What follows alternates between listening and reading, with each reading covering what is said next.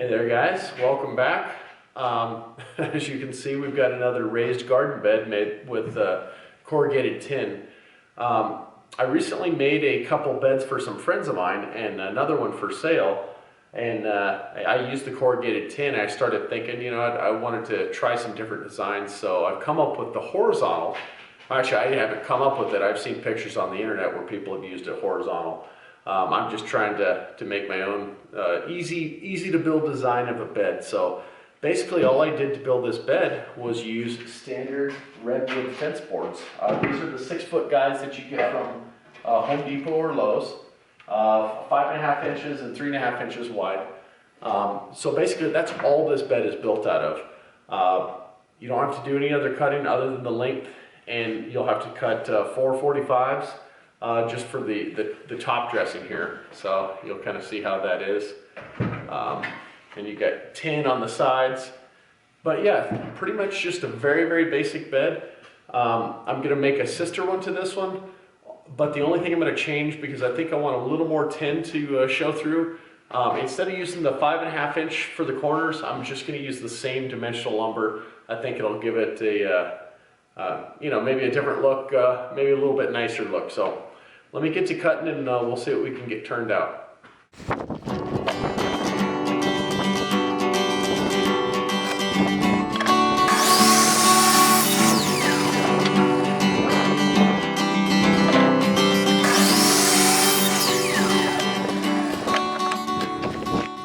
Okay, so I've cut just the basic components out for this right now. You're gonna notice there's 4 of these long guys. Those are the horizontal guys. There's 8 of these. These are going to act as our uprights and our corner pieces. And then there's 4 of these. And these are going to be the horizontal guys on our ends of the bed. So over here. So basically all we're going to do is take 2 of these horizontal pieces. These happen to be 35 inches long. I'm going to line these up with the corner pieces. And we're going to get our basic frame started right here. So I'm going to tack nail and just use some 1.5-inch nails right now. So all we're doing is just getting this together. We'll put in some screws later to give it some long-term strength.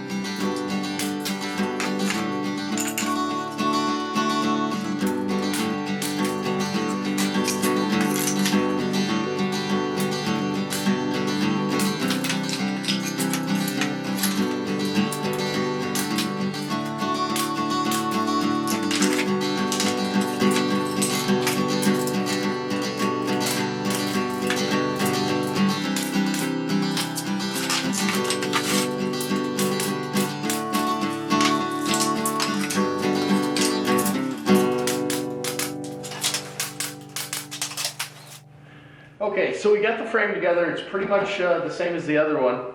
Other than putting the top cap on, the only other thing I'm doing is filling in these little voids right here. So when the tin goes there, it's not going to be an open space. So what I'm doing here is I've just cut some little pieces that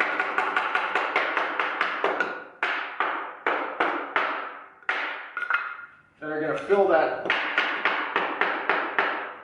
void space up, and then just tacking them in there.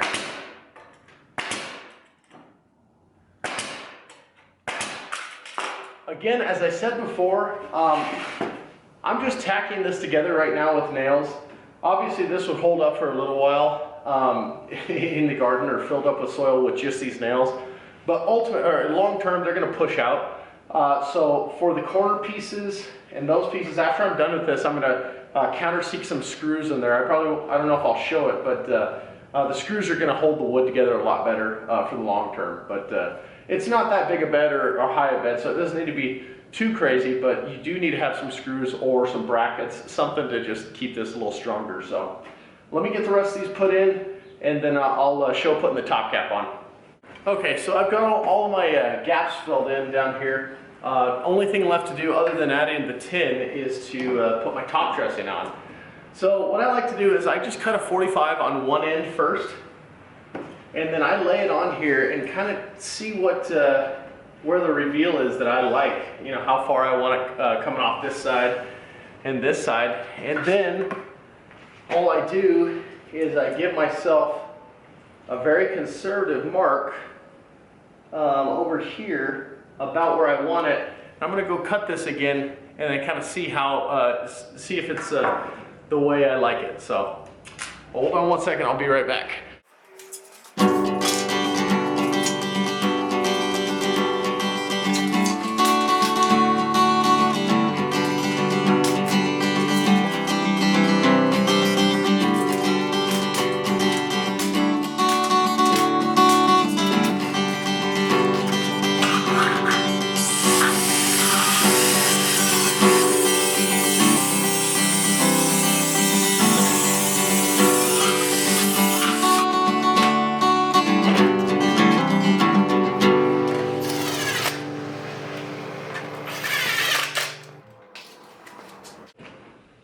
Alright, well, here it is. I think it came out nicely. We'll compare it to the first bed that we started with the thicker corners. I actually think I like this one just a little bit better. It reveals a little bit more tin. Just to review, here's your top cap. These 45 angle cuts are really the most complex construction of this whole bed.